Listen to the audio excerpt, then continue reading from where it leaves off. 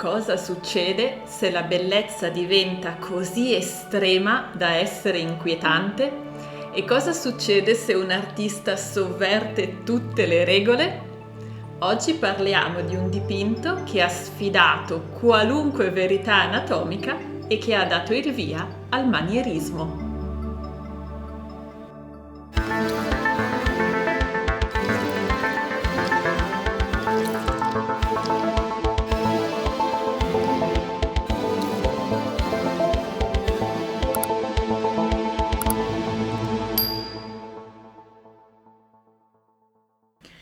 Benvenuti oppure bentornati.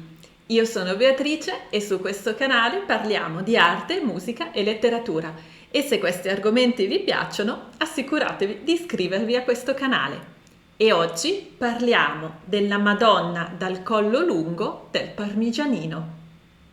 Questo dipinto si annovera sicuramente tra uno di quelli davvero strani nella storia dell'arte. È bellissimo. Qui veramente si parla di bellezza estetica talmente estrema che diventa tra l'irreale e l'inquietante. Ma questo dipinto è anche importante perché segna una cesura proprio all'interno della storia dell'arte. E per capirlo fino in fondo bisogna cominciare dalla sua storia. Una storia che comincia nel 1534 quando Elena Baiardi Tagliaferri contatta il Parmigianino. Elena Baiardi Tagliaferri era una nobile ovviamente, era la moglie di Francesco Tagliaferri e la sorella del cavalier Francesco Baiardo.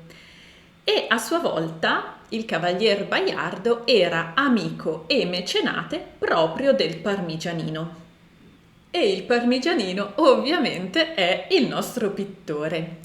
Al secolo lui si chiamava Girolamo Francesco Maria Mazzola, però conosciuto da tutti anche oggi come il Parmigianino, perché è originario di Parma. Lui infatti era nato a Parma l'11 gennaio del 1503.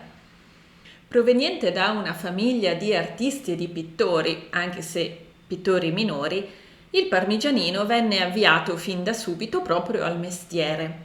E fin da giovanissimo dimostrò un'abilità veramente incredibile, tanto da diventare maestro già a un'età molto giovane, intorno ai 15-16 anni. E infatti fin da subito il Parmigianino lavorò tantissimo e dapprima lavorò ovviamente a Parma. Dopo però si spostò a Roma e vi rimase per un po', lavorando anche lì, fino a quando nel 1527 avvenne il sacco di Roma. Lui dopo questo avvenimento restò lì ancora un poco, ma alla fine non si sentiva sicuro e quindi si spostò e andò a Bologna, dove restò per circa 4 anni e poi tornò di nuovo a Parma. La data di ritorno a Parma non è del tutto sicura, però grosso modo siamo intorno al 1531. Nel 1531 circa lui da Bologna ritorna nella sua città natale e quello che sappiamo è che qualche anno dopo, nel 34, il Parmigianino è proprio a Parma e sarà proprio in quel momento che viene contattato da Elena Baiardi Tagliaferri tramite suo fratello, il cavalier Baiardo, amico e mecenate per l'appunto del Parmigianino. Questi sono gli anni 30 del Cinquecento e proprio in questo periodo sta crescendo l'alfabetizzazione in Europa, cioè la gente impara a leggere e a scrivere. Con il fatto che la gente sa scrivere e quindi sa anche leggere, comincia a nascere burocrazia di ogni tipo. Quindi nascono per esempio gli inventari, gli elenchi, i registri, per esempio i registri dei battesimi, quelli dei matrimoni, quelli dei funerali, ma anche i registri delle assemblee, delle riunioni, gli inventari. Insomma, si comincia a tenere traccia di quello che si fa, di quello che accade. E in questo senso lo Stato comincerà a usare la parola scritta anche per esercitare un certo controllo sui propri cittadini, quindi registrandone appunto le attività. E in questo periodo nascono anche gli attestati, quindi adesso ci sono gli attestati per poter svolgere delle professioni, per esempio il maestro di scuola, la levatrice, il chirurgo, il locandiere e ovviamente anche i contratti adesso vengono fatti scritti. Ma non solo ovviamente, perché in questo periodo, essendo che la gente comincia a leggere e impara a leggere sulla Bibbia, comincia a farsi delle domande e poi arriva Lutero con le sue tesi e poi si arriva alla spaccatura tra cattolici e protestanti. Tra l'altro proprio intorno agli anni 30 del Cinquecento i protestanti entrano nei Paesi Bassi, dando vita a leggende molto strane e molto inquietanti. Sta di fatto però che l'Italia rimane ovviamente assolutamente cattolica e nella nostra storia c'entra proprio un quadro a soggetto sacro assolutamente cristiano cattolico e un contratto.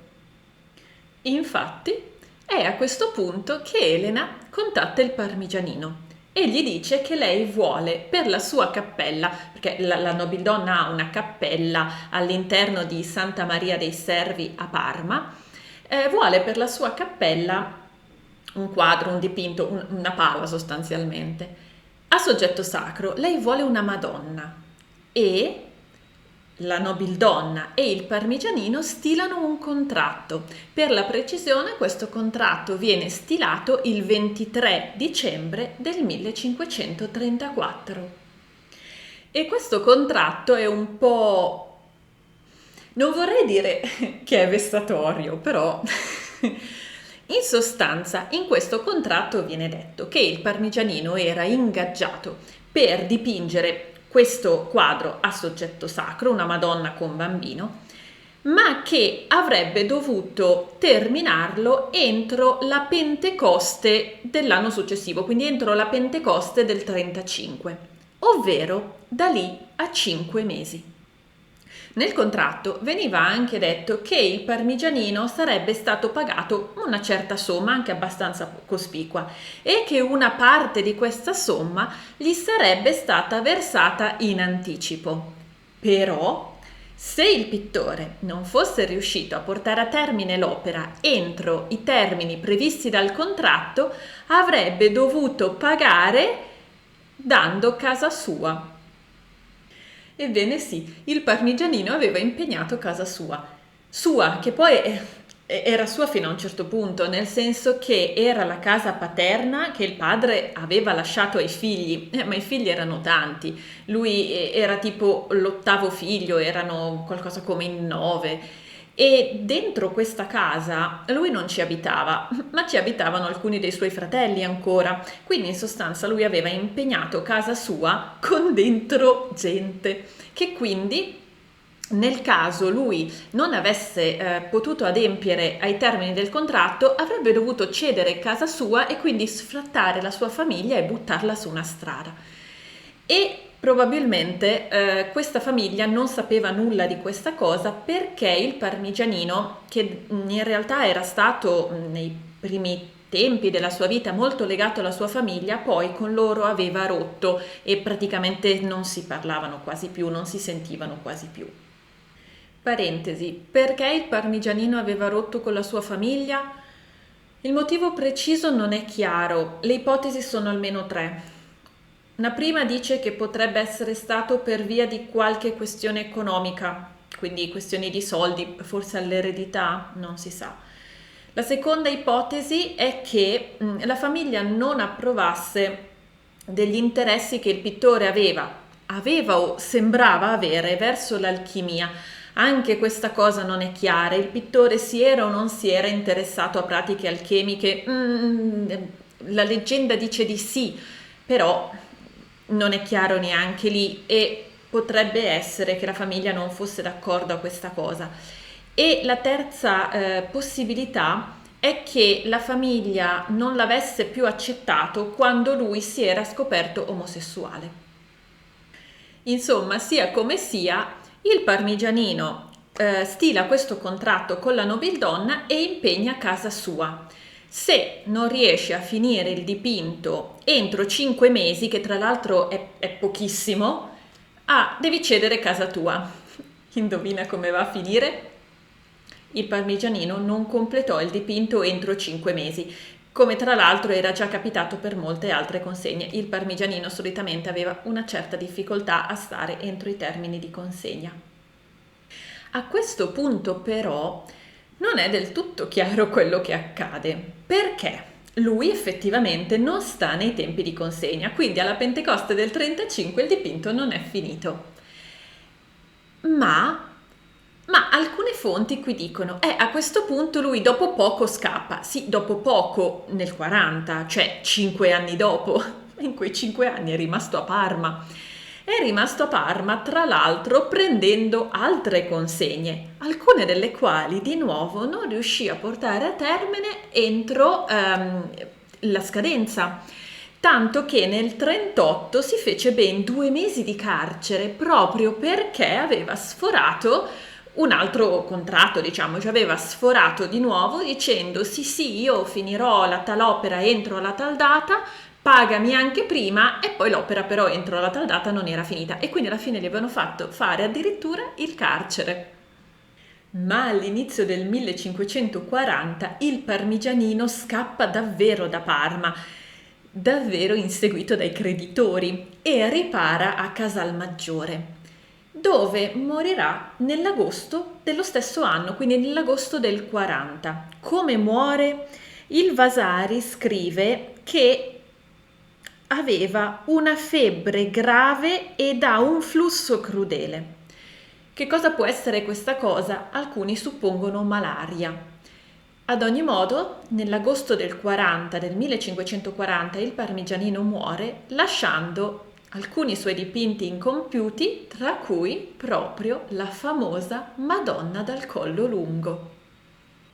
Eh sì, perché è proprio questo il famoso quadro che la nobildonna Elena aveva commissionato, o meglio, lei aveva commissionato una Madonna con bambino e il Parmigianino aveva cavato fuori questa cosa stranissima che è la Madonna dal collo lungo, che a questo punto stava nel suo studio perché il Parmigianino era scappato lasciando tutto lì. E probabilmente per via proprio del contratto che rendeva la nobildonna in sostanza proprietaria di casa sua, in qualche modo probabilmente lei e il fratello poterono far valere dei diritti anche sullo studio del Parmigianino, il quale conteneva 22 dipinti e 495 disegni autografi. Dipinti tra i quali ovviamente c'era anche questa Madonna. Non finita. Che fare quindi? Per un attimo i due fratelli, la nobildonna Elena e il cavalier Baiardi, pensarono di far terminare a qualcuno questo dipinto. Però alla fine ci rinunciarono e nel 42 decisero di collocare il dipinto così com'era là dove avrebbe dovuto stare, cioè proprio nella cappella personale di Elena. E questo dipinto a modo suo divenne famoso. Innanzitutto ne parla il Vasari nella sua opera più famosa, che è Le vite dei più eccellenti pittori, scultori e architettori. Ma poi furono alcuni esponenti della famiglia Medici a interessarsi particolarmente a questo quadro. Prima Leopoldo de' Medici e poi Ferdinando de' Medici, che era talmente attratto da questo quadro che alla fine riuscì nel 600 a farlo arrivare a Firenze. E Leopoldo de' Medici scriveva in una sua lettera circa proprio questo quadro: disegnata come da Raffaello, finita con l'anima ma senza stento e colorita a meraviglia. E poi, durante le spoliazioni napoleoniche nel 1799, questo quadro andrà a Parigi, ma tornerà in Italia nel 1815. E poi, infine, nel 1948 troverà la sua casa definitiva agli Uffizi, dove si trova tuttora. E allora adesso ovviamente andiamo a vederlo questo dipinto e a guardare tutti i particolari. Il suo vero titolo è Madonna col bambino e angeli. In realtà tutti la conoscono come Madonna dal collo lungo o anche Madonna del Parmigianino. Non è l'unica Madonna che ha dipinto il Parmigianino, ma normalmente quando si parla di Madonna del Parmigianino si intende questa. Ed eccolo qui questo quadro magnifico, un olio su tavola che misura 2,16 m per 1,32 m.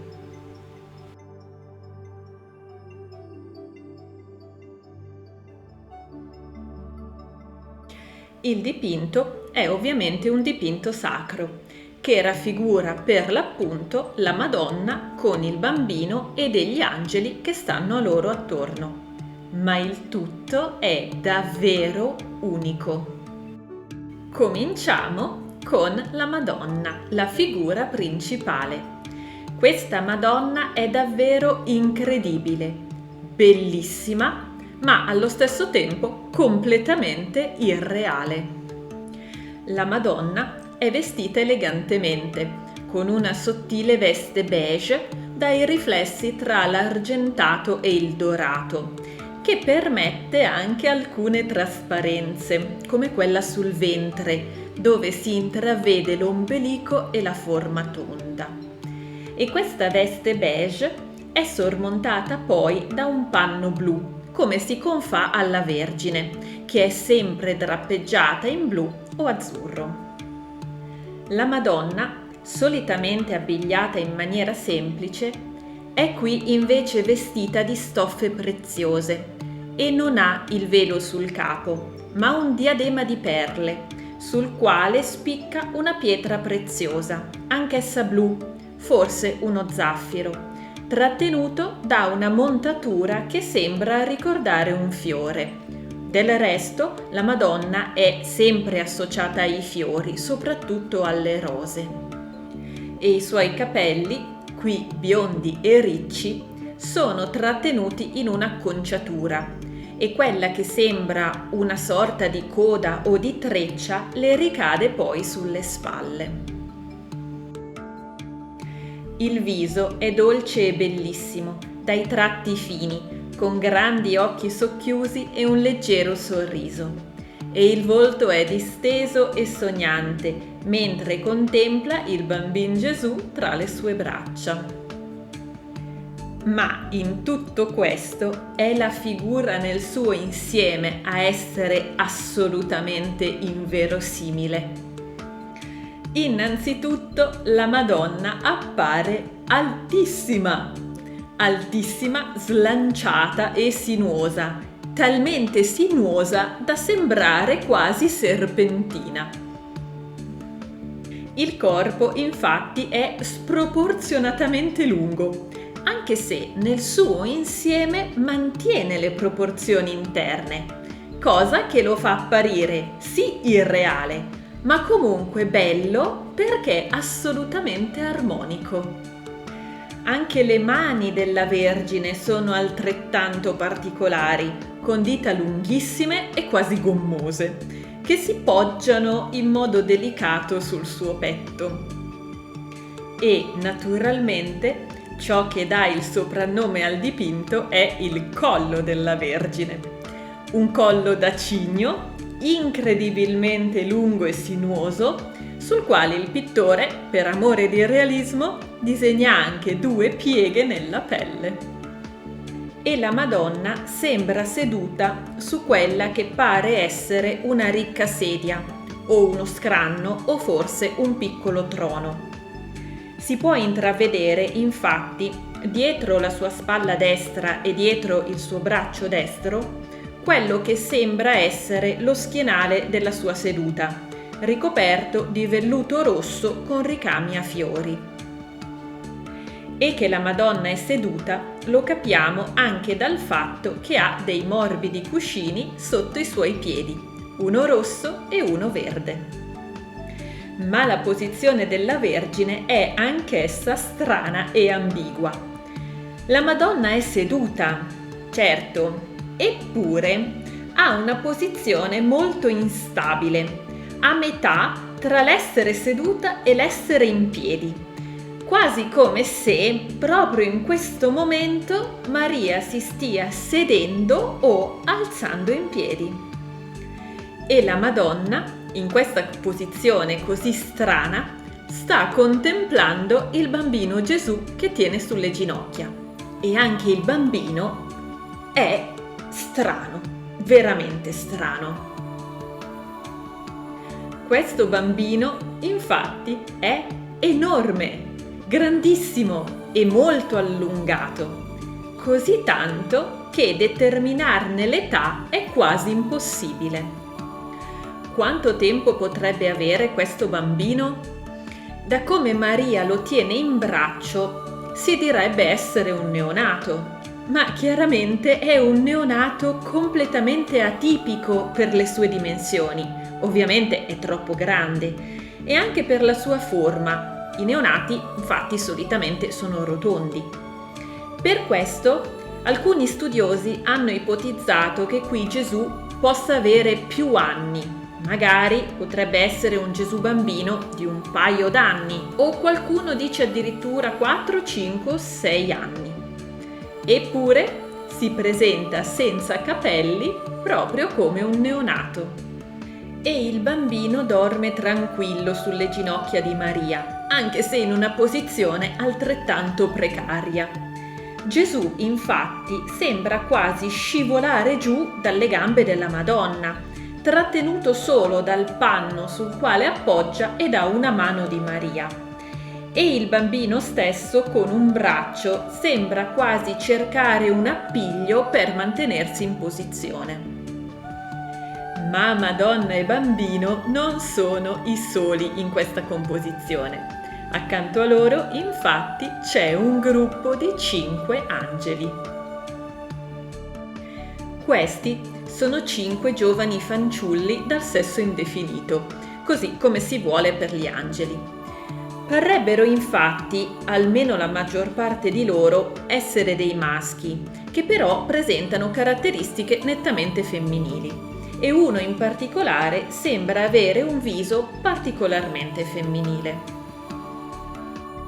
E anch'essi sono molto belli, ma non sono solo belli, sono addirittura sensuali. In realtà, tutte le figure di questo dipinto sono sensuali. Soprattutto per quanto riguarda gli angeli, si può vedere il particolare della veste del primo angelo, quello che sta davanti. Si vede come la veste scivola dalla sua gamba, scoprendo quasi interamente la zona dell'inguine. E in realtà, piccola curiosità, questo angelo è una citazione alla Madonna di San Giorgio del Correggio, che è stato il maestro del Parmigianino. E i 5 angeli si accalcano curiosi sulla spalla di Maria per vedere il bambino Gesù. Dalla posizione della Madonna, infatti, vediamo proprio che Maria si gira verso di loro, si sposta un po' dalla sedia e gira le ginocchia proprio per mostrare il bambino. Ma gli angeli portano anche qualcosa con loro, qualcosa che è un presagio della sorte di Gesù. Uno di essi, infatti, quello che sta davanti, quello che è l'angelo che fa da citazione all'angelo del Correggio, reca un vaso o forse un'urna. E questo vaso di metallo ha sopra incisa, o qualcuno dice aspecchiata, una croce. Tutto ciò dà a questo vaso 2 possibili significati. Il primo significato vuole questo vaso come metafora del grembo di Maria e quindi simboleggerebbe la nascita di Gesù, ma già con il segno di quella che sarà la passione di Cristo, quindi una predestinazione. Il secondo significato, invece, dice che questo vaso è una vera e propria urna funeraria e quindi gli angeli lo portano e preannunciano così già la predestinazione di Cristo, cioè quello che sarà il suo destino, ovvero il morire sulla croce, quella stessa croce che è appunto incisa o specchiata nell'urna stessa. Sia come sia, è comunque chiaro che questo angelo reca con sé il presagio di quello che sarà comunque il destino di Gesù. Destino sottolineato anche dalla posizione della Vergine con il bambino. Perché sì, la Madonna sta mostrando il bambino agli angeli, ma è anche vero che questa posizione ricorda il momento in cui la Madonna regge o reggerà in braccio il corpo del Cristo morto appena deposto dalla croce. Infatti, in pratica, questa posizione è anche quella della pietà e un particolare in questo senso è molto evocativo. È il braccio sinistro del bambino che penzola giù, perché sì, il bambino è addormentato, inoltre in questa posizione un po' scomposta sembra che il bambino stia sognando, d'accordo. Ma è vero anche che questa è la stessa posizione che assume nella pietà il Cristo morto, con il braccio che penzola giù. È forse questa una citazione? Perché in fondo la pietà di Michelangelo è del 1497-99. Sì, è possibile che sia una citazione, perché come nella pietà del Michelangelo, anche in questo dipinto la Madonna porta una fascia a tracolla. Ma le stranezze di questo dipinto non finiscono qui, ma vanno a toccare anche l'ambiente. Questo gruppo di figure sacre, infatti, si trova sopra una specie di gradino, sopra una specie di podio, al di sotto di quello che potrebbe essere un baldacchino con dei panneggi in velluto rosso e marrone. Si vedono che ricadono alle spalle della Vergine e degli angeli. E anche se la Madonna è di fatto centrale nella composizione, tutto il gruppo, quindi lei con il bambino e con gli angeli, si trova a occupare la parte sinistra del dipinto, rompendo così la simmetria e facendo sì che la parte destra rimanga libera e ci permetta di vedere l'ambiente. Un ambiente altrettanto surreale. Vediamo infatti in basso una sorta di piazza con il pavimento grigio, forse marmo, e delle colonne alte e dritte e slanciate, prive di capitello e che non sorreggono niente. Queste colonne, dritte ed essenziali, fanno da contrasto alla sinuosità della Vergine.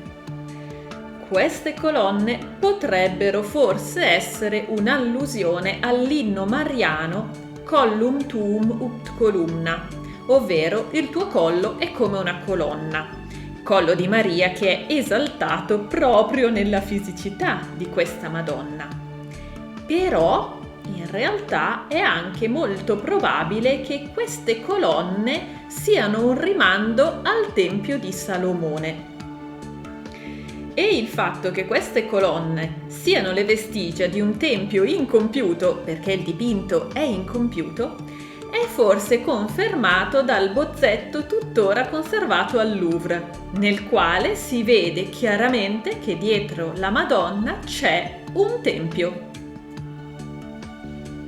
E infine, abbozzate, dietro, verso l'orizzonte, ci sono quelle che sembrano delle colline e delle montagne azzurrognole, stagliate sopra un cielo nuvoloso. Ma ovviamente a guardare la piazza non può sfuggire che c'è una persona, o forse due. Questa figura è nettamente più piccola del gruppo di figure sacre. Perché? È strano a dirsi, perché sembrerebbe che la sua dimensione non sia veramente giustificata dalla prospettiva, quindi dalla distanza che intercorrerebbe tra il gruppo di figure sacre e quest'altra figura. E inoltre questa figura è semitrasparente. Perché? È un fantasma? No, è semplicemente una figura non finita. E questa figura è probabilmente San Girolamo. Qui San Girolamo è raffigurato magro ed emaciato, come sempre, ma in una veste molto più spoglia e particolare rispetto alla solita iconografia. Infatti, mancano tutti gli attributi tipici del santo, che qui regge unicamente un rotolo di pergamena, forse la Vulgata, che nell'iconografia classica è rappresentata in forma di libro. E San Girolamo si volta verso qualcuno che non c'è. O meglio, di questo qualcuno c'è solo un pezzo, un piede per la precisione. A terra, infatti, si vede un piede che sarebbe dovuto appartenere a un altro uomo.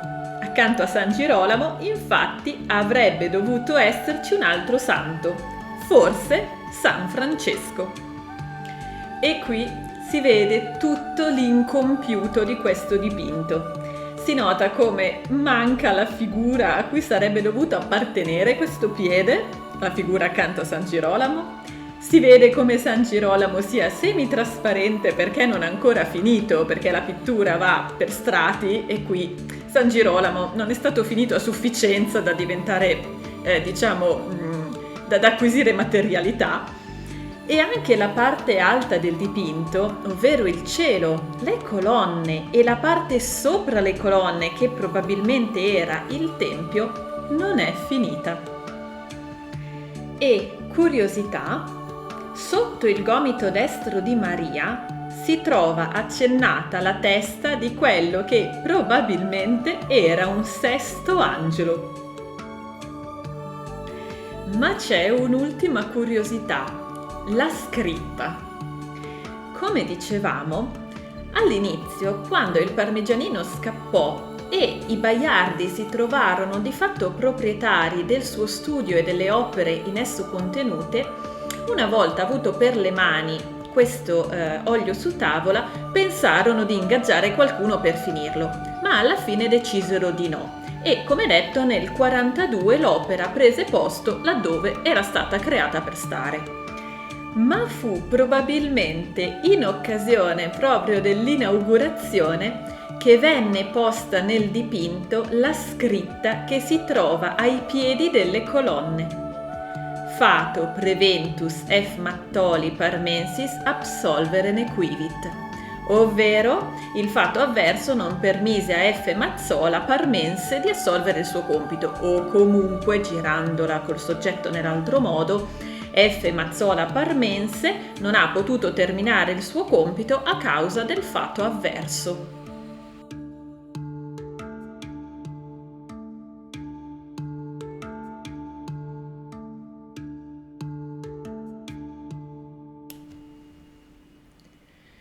Ed eccolo qui uno dei dipinti più strani della storia dell'arte. Ma quale può essere il senso di questa stranezza?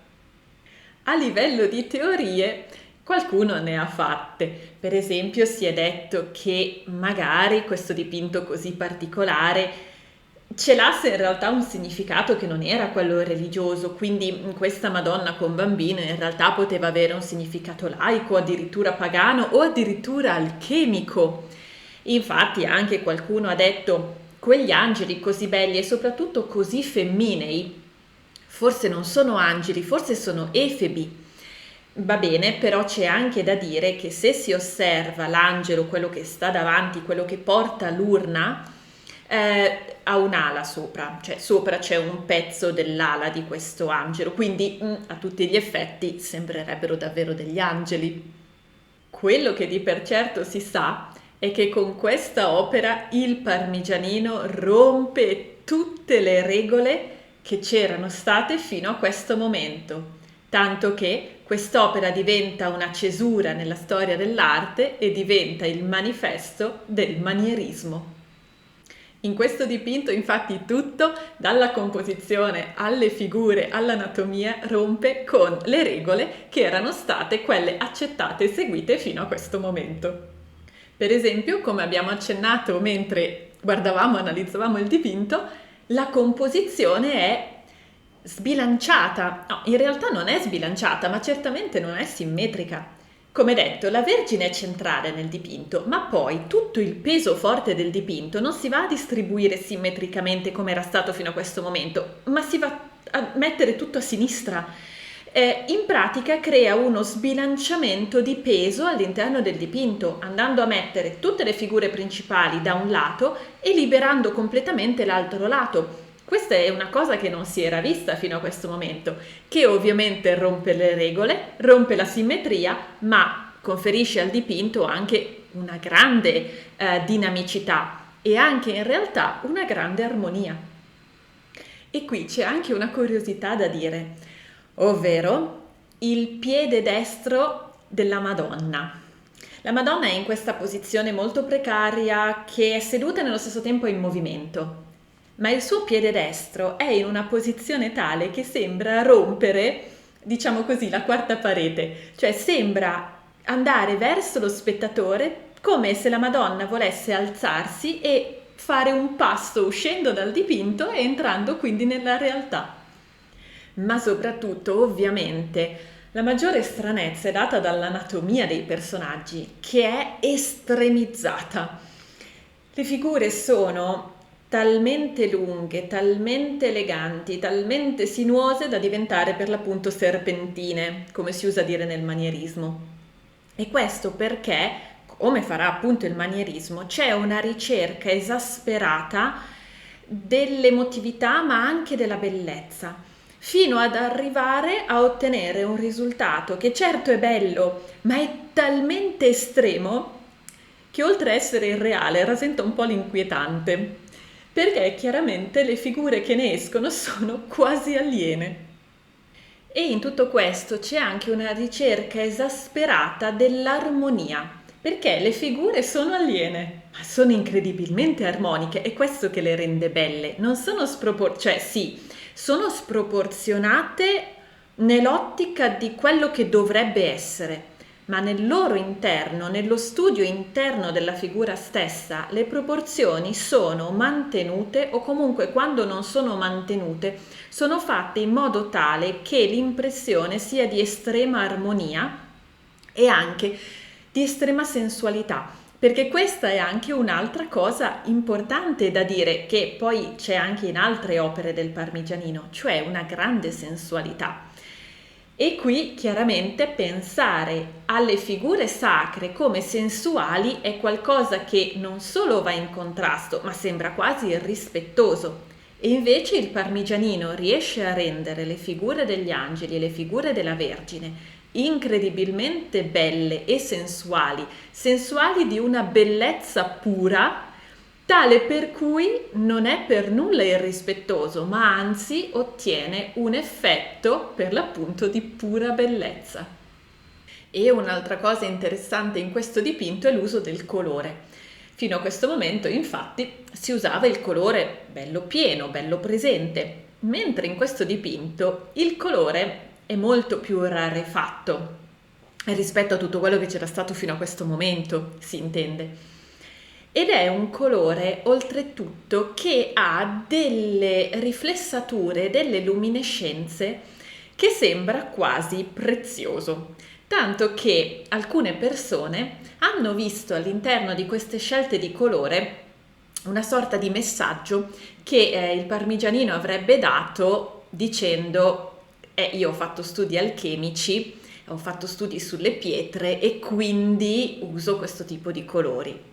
Potrebbe essere come no, sta di fatto che senz'altro questo uso dei colori così trasparenti e così brillanti, nello stesso tempo proprio nel vero senso del termine, cioè con questa resa quasi di gemma, dà ovviamente una preziosità unica al dipinto. Ma questa è l'unica opera in cui il Parmigianino disegna queste figure così lunghe o ci sono altre opere? Ci sono.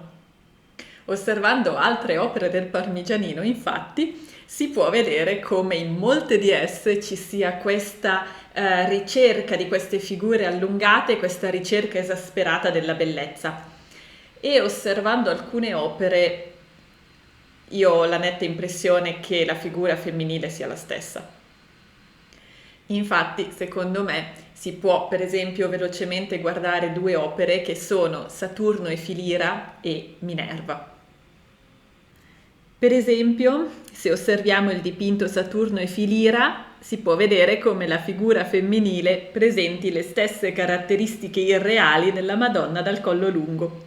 Le stesse membra lunghe, lo stesso ventre piatto, le stesse dita lunghe e gommose, gli stessi fianchi sfuggenti, lo stesso collo da cigno e anche i capelli sono molto simili. Sembra davvero la stessa persona, o se non la stessa, perlomeno una figura molto simile. E guardando l'opera Minerva possiamo ancora vedere tratti simili. Capelli biondi e ricci, viso allungato e sottile, collo lungo, mani lunghe. E ora, prima di chiudere, vorrei fare due riflessioni. Una sul bambino e una sui due santi incompiuti. La prima riflessione è sul bambino. Ma quanti anni ha questo bambino? Perché è obiettivamente davvero strano. È enorme questo bambino, è enorme. Questa è la ragione per cui alcuni studiosi hanno pensato che il bambino rappresentato in questo dipinto non sia un Gesù neonato, ma un Gesù già di una certa età, per esempio 4 anni, 5 anni, 6 anni, qualcuno dice addirittura 7 anni. Ma è possibile questa cosa? Nel senso, di solito, quando si rappresenta la Madonna con il bambino è sempre un neonato. Quindi abbiamo da qualche parte una rappresentazione, magari del Parmigianino, con una Madonna che ha però un bambino più grande?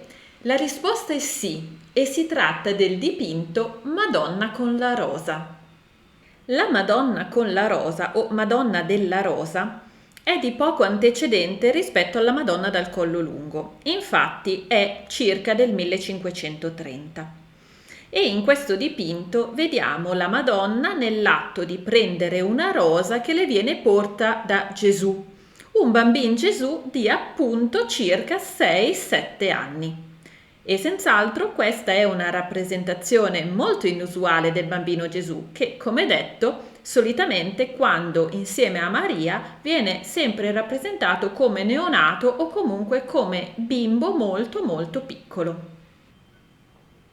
E questa rappresentazione di Gesù è inusuale anche perché il bambino è nudo nonostante sia già grandicello. Infatti normalmente da neonato viene raffigurato nudo, ma da adulto no, e da grandicello solitamente non viene proprio raffigurato. E in questo caso invece, nel caso della Madonna della Rosa, il Parmigianino dipinge questo Gesù bambino di circa 6-7 anni nudo, quindi già senz'altro strana questa rappresentazione sia per l'età di Gesù sia per il modo in cui viene raffigurato.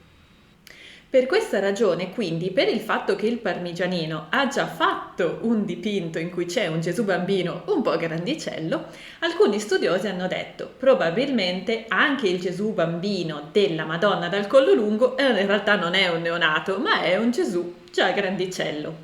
Può essere, però io qui vorrei dare la mia opinione.